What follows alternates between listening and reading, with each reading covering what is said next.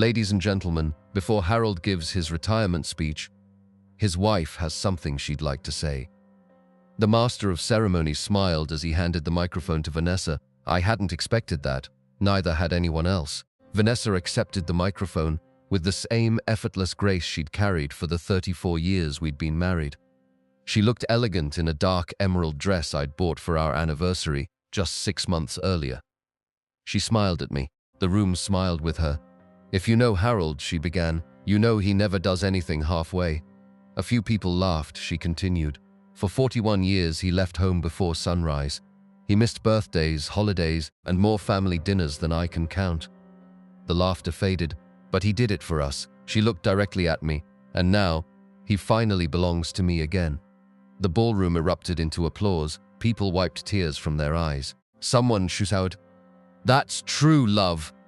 Vanessa walked over and kissed my cheek while cameras flashed around us. If someone had taken a photograph right then, they'd have captured the happiest couple in the room. They wouldn't have known I was about to discover the most terrifying secret of my life. The speeches continued. My daughter, Brooke, shared stories from my younger years. My grandson proudly announced that Grandpa had promised to teach him how to drive a fishing boat. Old coworkers embarrassed me with stories I'd hoped everyone had forgotten. For nearly 2 hours, I smiled until my face hurt. When the music started again, I slipped away from the crowd, not because I was overwhelmed, because I desperately needed a quiet place. The clubhouse overlooked Lake Emerson, and a stone walkway wrapped around the back of the building. It was mostly empty except for a few lanterns reflecting across the water. I loosened my tie and breathed in the cool evening air. Retirement, the word still didn't feel real. Tomorrow, no alarm clock, no conference calls, no freight schedules, no emergencies, just mornings with coffee on the porch, fishing trips, maybe finally restoring the old wooden boat that had been sitting in my garage for years. For the first time in decades, life belonged to me. The ballroom doors opened behind me. I didn't turn around. I assumed someone else wanted fresh air. Instead, I heard my sister-in-law, Rachel. "I still don't like this." Then Vanessa answered, "You don't have to like it. You've been married forever, so?"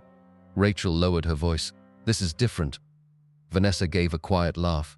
"No, it's practical." Their footsteps stopped just beyond the stone pillar beside me. Neither of them realized I was standing only a few feet away. Rachel spoke again. "You checked with the insurance company yourself? Twice?" And a long silence.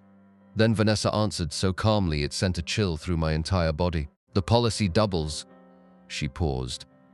"If it's ruled an accident." I stopped breathing. Rachel whispered, "Vanessa, I'm just telling you what they said. You shouldn't even joke about something like that." "I'm not joking."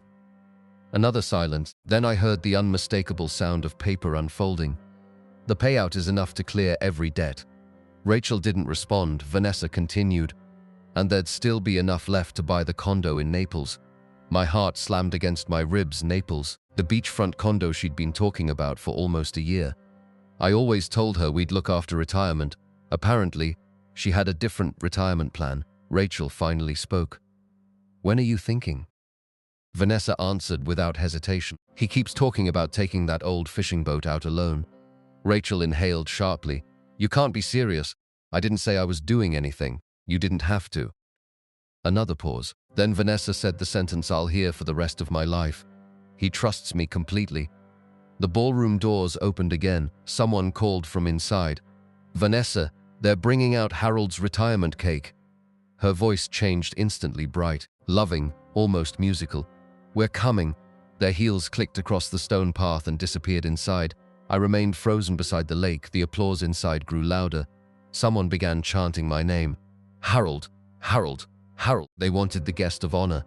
Instead, I was standing in the dark, wondering if my own wife had just planned the perfect accident.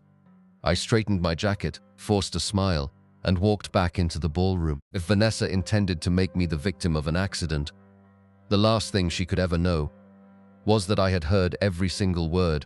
I didn't leave the party. Walking out would have answered a question Vanessa didn't even know I'd started asking. So I did what I'd spent 41 years doing. Whenever a warehouse caught fire, a truck disappeared, or a customer threatened a lawsuit, I kept my mouth shut. I smiled, and I watched. Harold, My old supervisor Mike shouted as I stepped back into the ballroom. There he is. We thought retirement scared you off.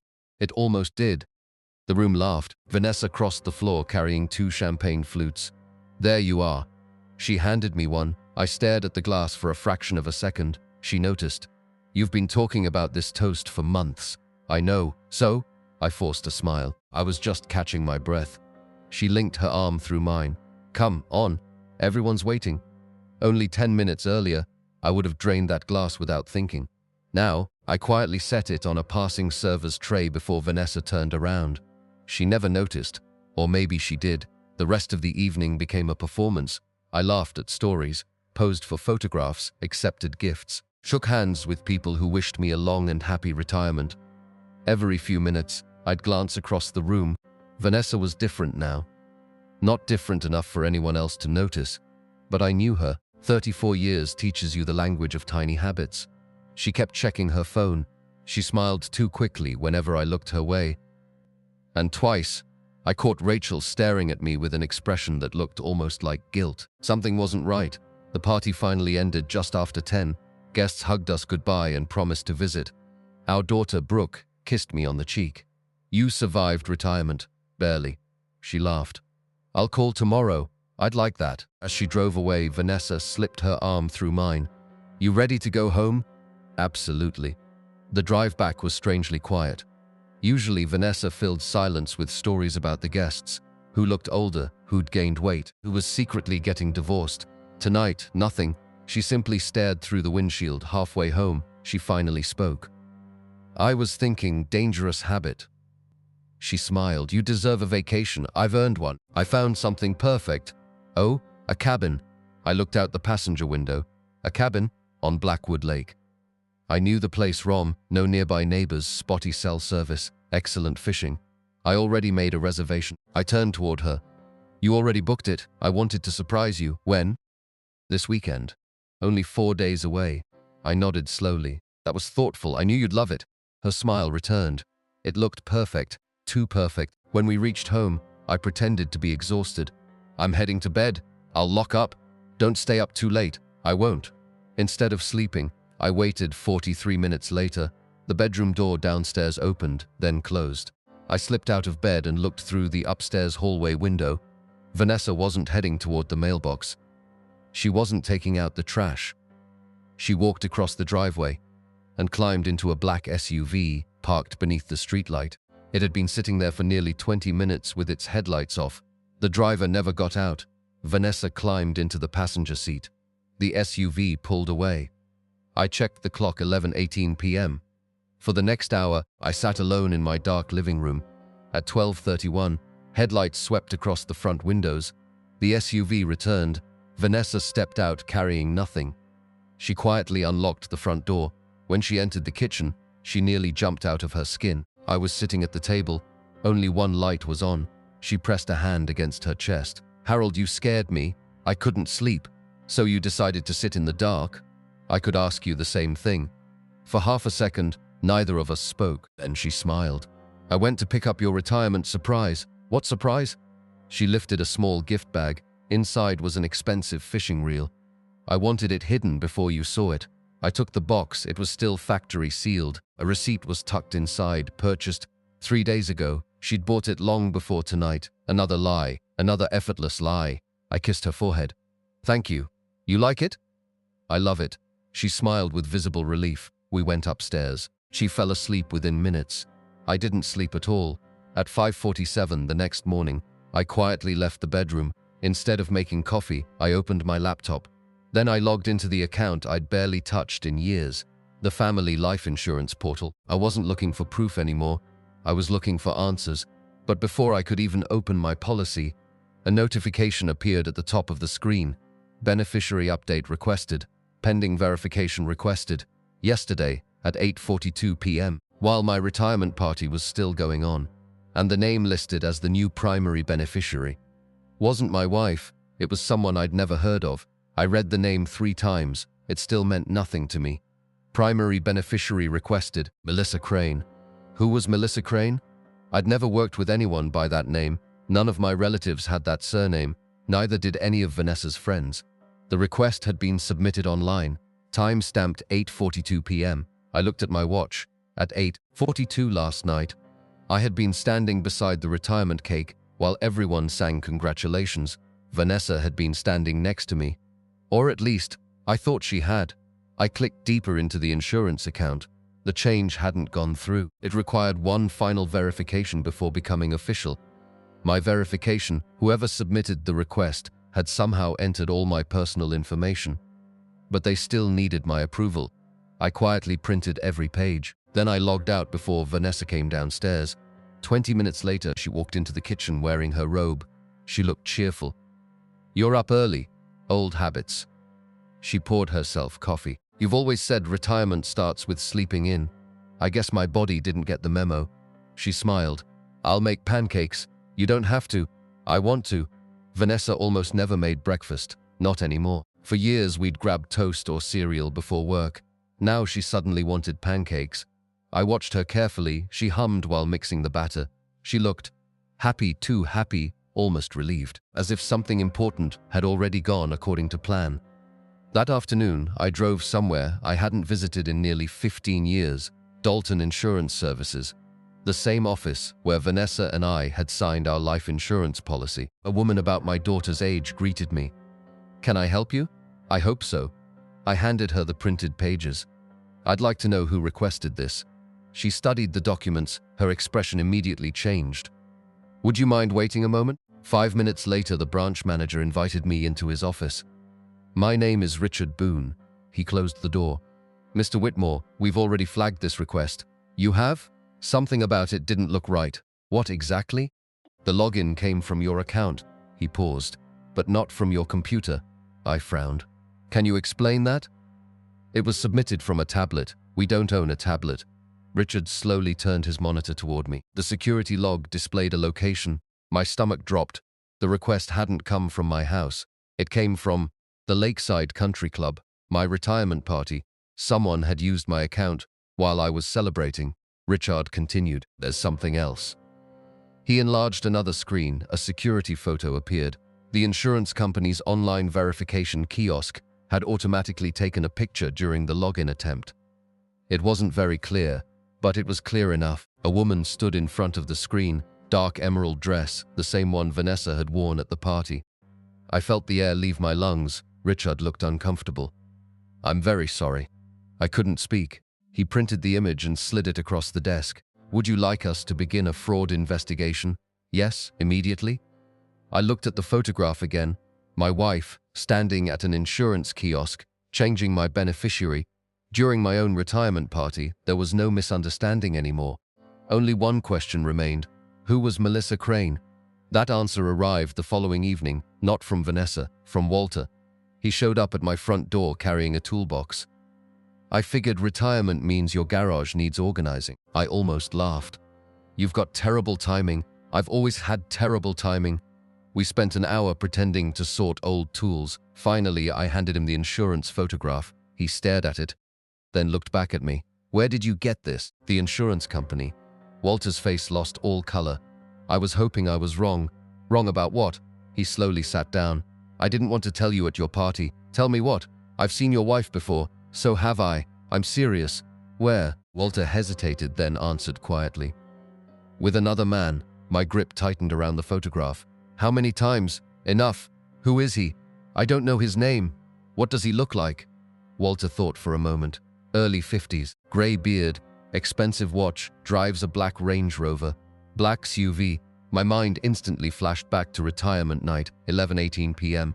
The vehicle waiting outside my house. Walter looked me straight in the eyes. "Harold, I think they've been seeing each other for over a year."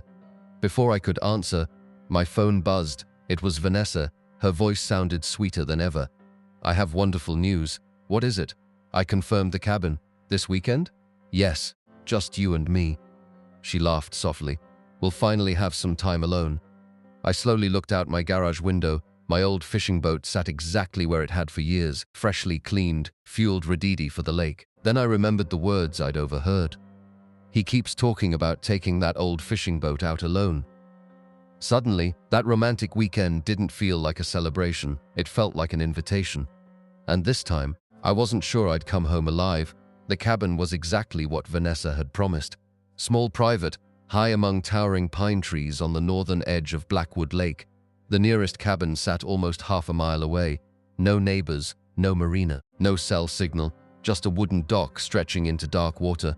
Vanessa stepped out of the SUV and smiled. Perfect, isn't it? It certainly is. She slipped her hand into mine. I wanted our first weekend of retirement to be unforgettable. I looked into her eyes. I don't think either of us will ever forget it. She smiled. She thought I meant romance. I meant something else entirely. Before leaving home that morning, I'd made 3 phone calls. The first was to Richard Boone at the insurance company. The second was to Detective Allison Pierce from the County Fraud Division. The third was to Walter. I didn't tell Vanessa. I wanted her to believe everything was unfolding exactly as she'd planned, because sometimes the safest place to uncover the truth is where the liar feels completely safe. By late afternoon, we were out on the lake. The old fishing boat drifted quietly across the water. Vanessa opened a small cooler. I made your favorite lemonade. That's thoughtful. She handed me the bottle. I smiled, then quietly placed it beside me without taking a sip. She noticed. Aren't you thirsty? In a minute. She looked disappointed. Only for a second, then she recovered. We should head toward the deeper water. Why? The fishing's better, so I've heard. She glanced around. There wasn't another boat in sight. Exactly what she'd wanted. Then, her phone vibrated. There shouldn't have been service, yet somehow she'd found a weak signal. She looked at the screen, typed one short reply, and slipped the phone back into her pocket. What was that? I asked. Spam. Another lie. I looked toward the shoreline, high above the trees. I noticed the faint glint of sunlight reflecting off glass. Binoculars. Someone was watching, exactly where Detective Pierce had said they'd be. Vanessa stood. I'll grab the tackle box. Instead, she reached beneath the rear seat. When she turned around, she was holding a wrench, not a fishing tool, a heavy steel wrench. She smiled almost sadly. I'm sorry, Harold. I didn't move. For what? For choosing myself. Before she could take another step, a voice thundered across the lake. Police! Drop it! Vanessa froze. 2 patrol boats burst from behind the tree line. Their engines shattered the silence. Within seconds, they surrounded us. Vanessa stared at me, then at the officers, then back at me. You... I nodded.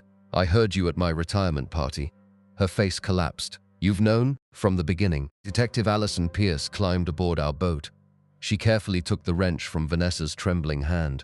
Vanessa Whitmore, you're under arrest for conspiracy to commit insurance fraud, attempted murder, identity theft, and multiple counts of forgery.